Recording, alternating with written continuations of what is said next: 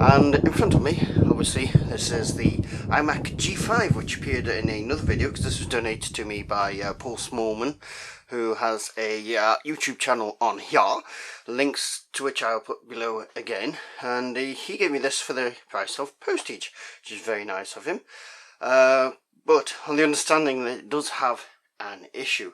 If you've not seen the other video, I'll zoom in and we'll see what the issue is. I'm going. Probably notice it straight away, but is it going to focus that?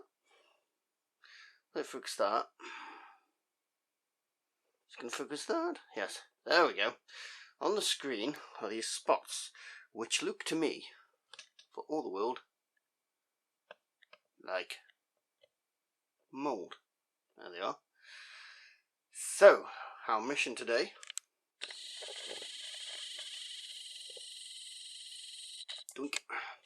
is to strip this bugger apart and clean out the screen.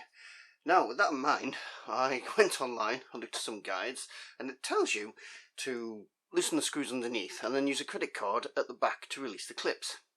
Turns out with this one, there's none of that hassle, because this apparently is an Intel model, which you just release the screws and rotate the back, and it's much easier.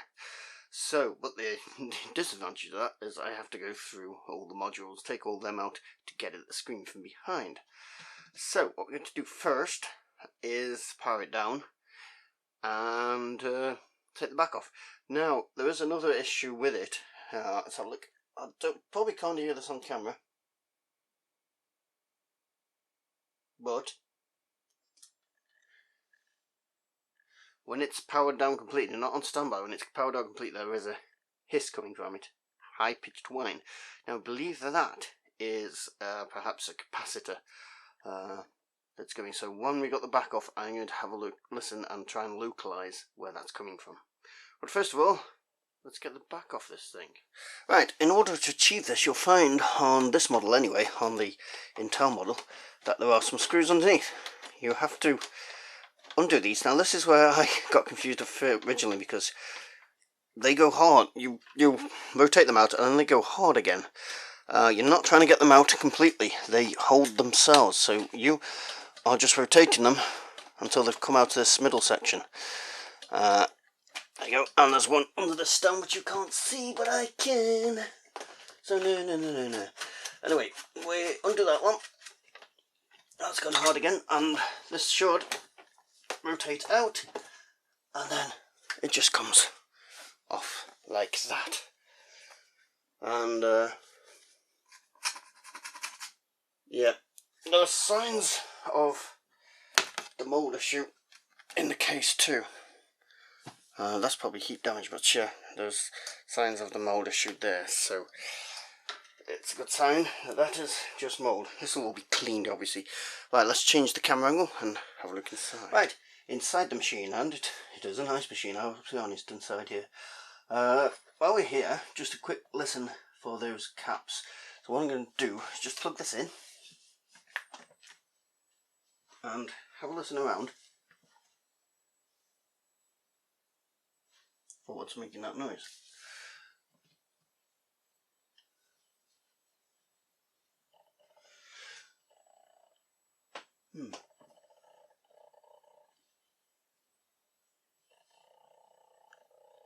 Excuse me for me putting my head in the way. I think I shall put the camera off and come back if I localise it, but I can't seem to localise it.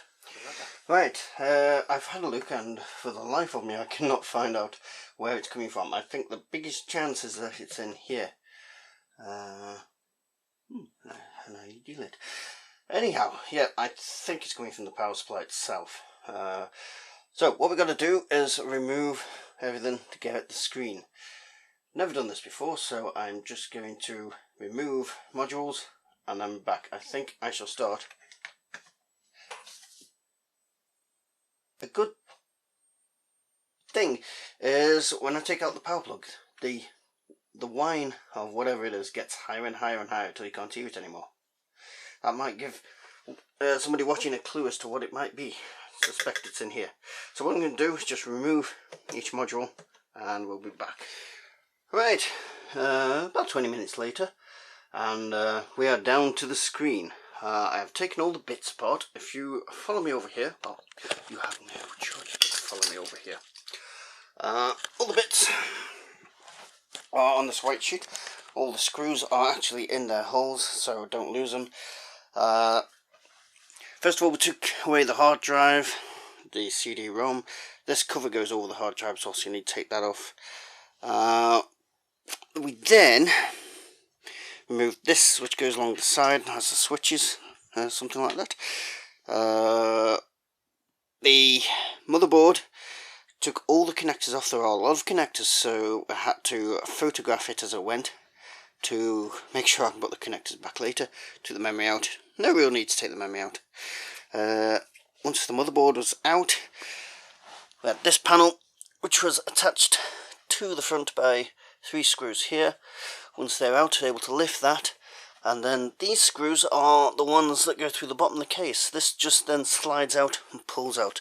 Be careful when removing all this, because you have got a lot of cables, and if you pull one of them, it's cry time.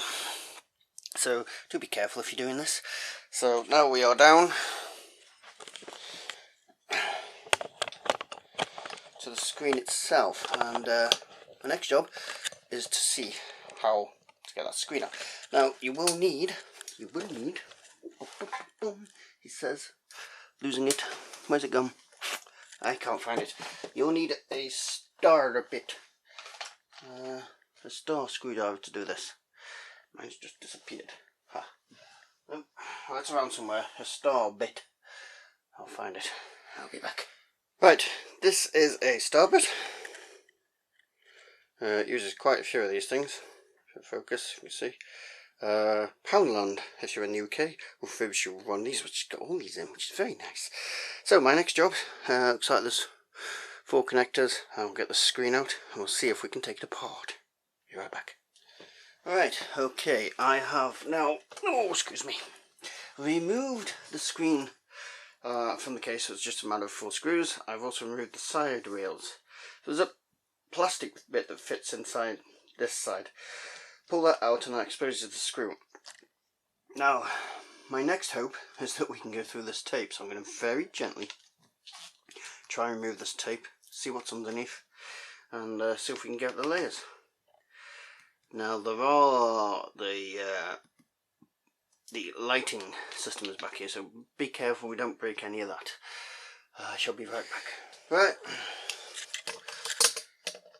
Right, welcome back. What I will say is, come on, there's some trouble focusing on, so I'm going to leave my hands there.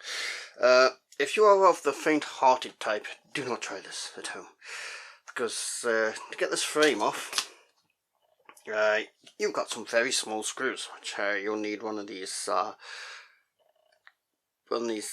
of glasses kits to get them out. 2 of them, and then you can remove the frame. You have to peel it away, but to get the frame off, you've got to peel back the metallic tape that's all the way around. And also there is a tape layer from below, which loops around. You'll need to slice that to get it off. You don't want to peel that away because there's electronics underneath it. So I finally got that away very gently, and this second layer is now coming away. Once that's away, it looks like this screen can be removed from the electronics, so we shall see where the mould is if it does appear. Okay, this is rather scary surgery. Right, I got all the tape from around the edges, but I found that the axis connectors, which are these things here, well, that's the word I've made up for them. Will you focus?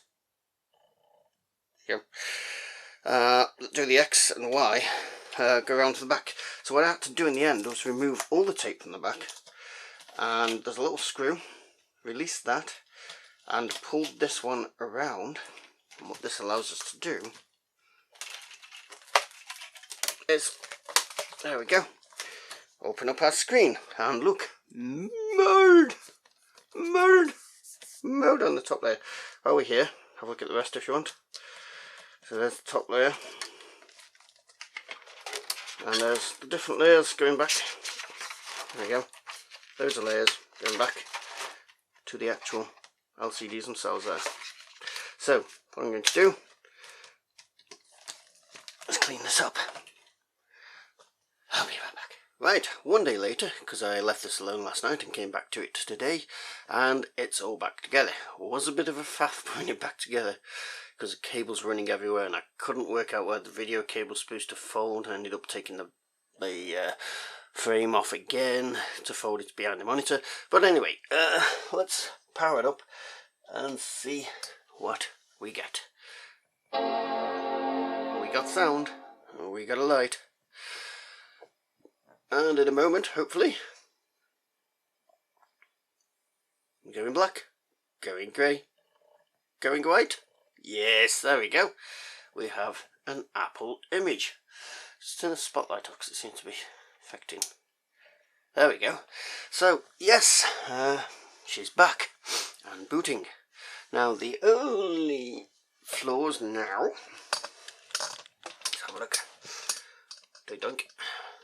It all looks crisp and clean and lovely. The only flaws I can spot now is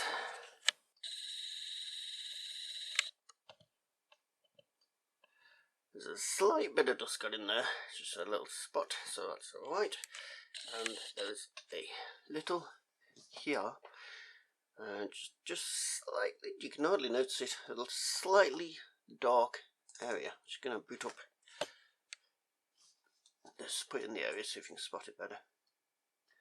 Barely shows, probably doesn't show on camera, but yeah, very dark. A very slight dark spot. Right, so yes, we'll be using this to do some tutorials on different things regarding the iMac and things I want to teach, and some game reviews, so it's nice to have it working nicely. So, thank you all very much for watching, and thank you Paul Smallman for donating this thing. And yeah, if you like this video and want to see others like it, please subscribe. And we have social media down below and a playlist in the cards of my other repair videos. So thank you for how much? You need to quit being dirty. You're a dirty boy.